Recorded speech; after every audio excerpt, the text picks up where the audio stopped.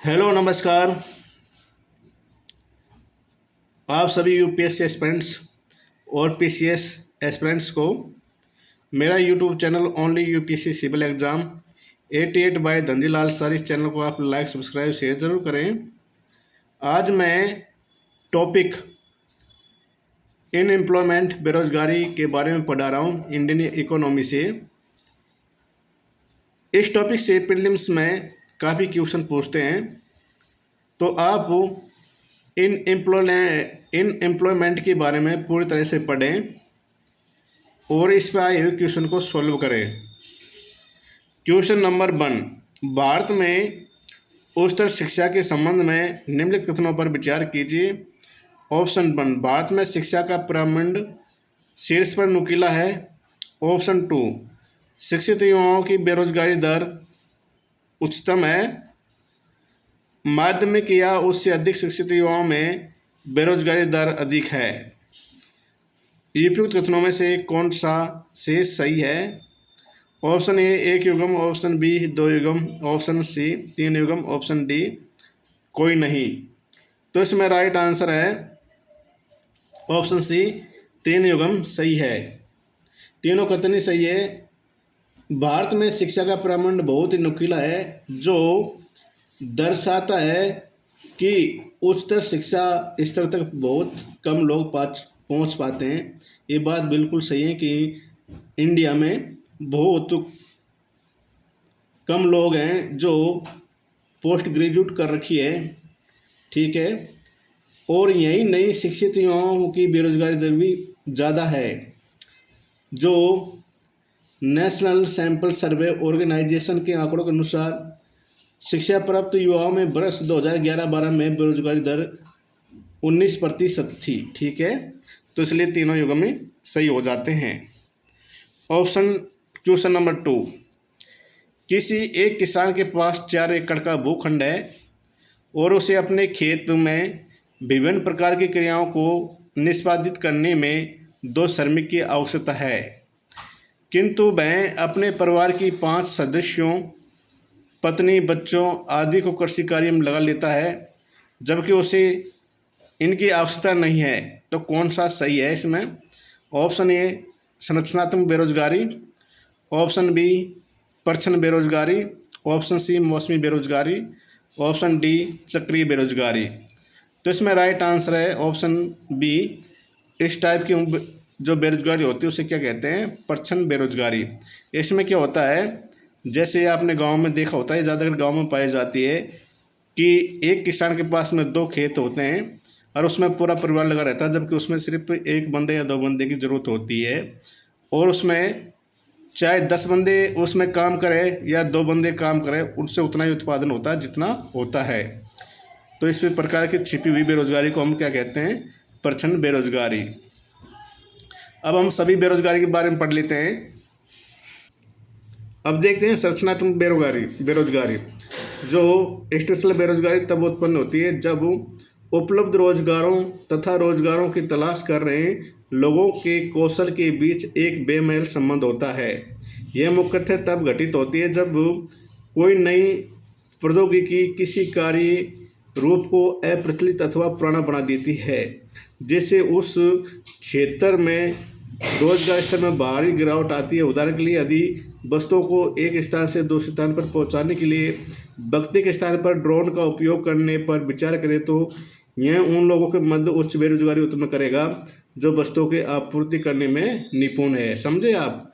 अगर जो संरचनात्मक बेरोजगारी क्या होती है, जैसे काम करने वाले लोग हैं, जैसे अभी हम उदाहरण ले लेते हैं, जैसे जो सड़क पर काम करने वाले लोग हैं, पहले बहुत लोग होते थे, लेकिन आजकल जैसे भी बहुत सारी ऐसी मशीन हो गई, तो उस काम को जहाँ पर पहले 1000 मजदूर काम करते थे, अब आज उसी काम को सिर्फ 10-15 बंदे मशीन की सहायता से कर रहे हैं। तो उसमें क्या संरचनात्मक बेरोजगारी बढ़ गई है। फिर हम पढ़ते हैं जो मौसमी बेरोजगारी। तो मौसमी बेरोजगारी क्या होती है? इसमें जो मजदूर लोग हैं वो एक मौसम में काम करते हैं, उसके बाद में 8 महीने वो बेरोजगार रहते हैं। जैसे आप उदाहरण तौर पर देख लीजिए, जैसे किसान हैं, किसान क्या करता है, जैसे रबी और खरीफ की फसल करता है, जबकि वो फिर जायद में बैठा रहता है। बहुत सारे किसान ऐसे होते हैं, तो उसमें मौसमी बेरोजगारी कहते हैं, ठीक है। फिर है चक्रीय बेरोजगारी। ये वास्तविक चक्कर पर आधारित गतिविधि में परिवर्तन के साथ उत्पन्न होती है।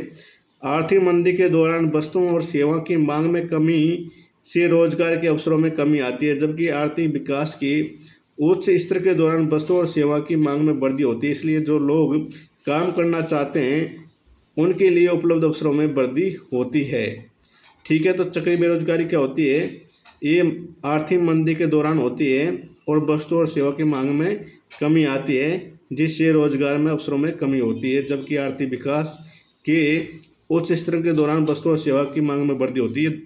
और चक्रीय बेरोजगारी होती है जब आर्थिक मंदी होती है, तो इसमें लोगों को रोजगार नहीं मिल पाता है, और जब आर्थिक वृद्धि होती है तो इसमें लोगों को रोजगार मिल जाता है। फिर हम नेक्स्ट क्वेश्चन देखते हैं। बेरोजगारी समस्या से गरीबी बढ़ती है क्योंकि ऑप्शन ए गरीबी रेखा से नीचे रहने वालों की संख्या बढ़ती है, ऑप्शन बी जनसंख्या तेजी से बढ़ती है, ऑप्शन सी मुद्रास्फीति की दर बढ़ती है, ऑप्शन डी बेरोजगारी दर बढ़ती है। तो इसमें राइट आंसर है ऑप्शन ए, गरीबी रेखा से नीचे रहने वालों की संख्या बढ़ती है बेरोजगारी में, ठीक है। अगर बेरोजगारी बढ़ेगी तो और गरीब लोग गरीब हो जाएंगे, जबकि जनसंख्या तेज़ी से कम होने लगती है। मुद्रास्फीति की दर, इसमें क्या होता है, मुद्रास्फीति की दर भी बढ़ती है, लेकिन सबसे ज़्यादा प्रभाव ये पड़ेगा कि गरीबी रेखा से नीचे रहने वाले लोगों की संख्या इसमें बढ़ती है, इसलिए जो समस्या ये है। तो ये राइट आंसर क्या, ऑप्शन ए। फिर नेक्स्ट क्वेश्चन है, निम्नलिखित में से कौन बेरोजगारी तथा वास्तविक जीडीपी के मध्य संबंध दर्शाता है। ऑप्शन ए ओकुन का नियम, ऑप्शन बी लोफर बक्कर, ऑप्शन सी बिलिप्स बक्कर, ऑप्शन डी ऐसा कोई स्थापित संबंध नहीं है। तो इसमें राइट आंसर है ऑप्शन ए ओकुन का नियम बेरोजगारी तथा वास्तविक जीडीपी के मध्य संबंध दर्शाता है, और ये दोनों क्या है, ऋणात्मक संकेत देते हैं। अगर बेरोजगारी बढ़ती है तो वास्तविक जीडीपी भी घट जाती है, अगर जीडीपी बढ़ती है तो बेरोजगारी भी कम हो जाती है। अब मुझे आप लोफर बक्कर और फिलिप्स बक्कर के बारे में कमेंट्स में बताएं, ये क्या होते हैं। नेक्स्ट क्वेश्चन, भारत में ग्रामीण क्षेत्रों में शहरों की ओर प्रवासन पलायन का निम्न में से कौन सा सर्वप्रमुख कारण है। ऑप्शन ए गाँव में तकनीकी शिक्षा का अभाव, ऑप्शन बी गाँव में बेरोजगारी का उच्च स्तर, ऑप्शन सी शहरों में रहने या बसने की प्रबल भावना, ऑप्शन डी ऑप्शन ए और सी दोनों। तो इसमें जो राइट आंसर है ऑप्शन बी है, गाँव में बेरोजगारी की उच्चतर स्तर होता है, इसलिए लोग गांव को छोड़कर शहरों की ओर पलायन कर रहे हैं। तो ये important cause of in employment in village, ठीक है। तो इसलिए आज मैंने ये 5 क्वेश्चन करवा दिए हैं इन एम्प्लॉयमेंट टॉपिक से। प्लीज़ चैनल को आप लाइक सब्सक्राइब शेयर जरूर करें। जय हिंद, जय भारत।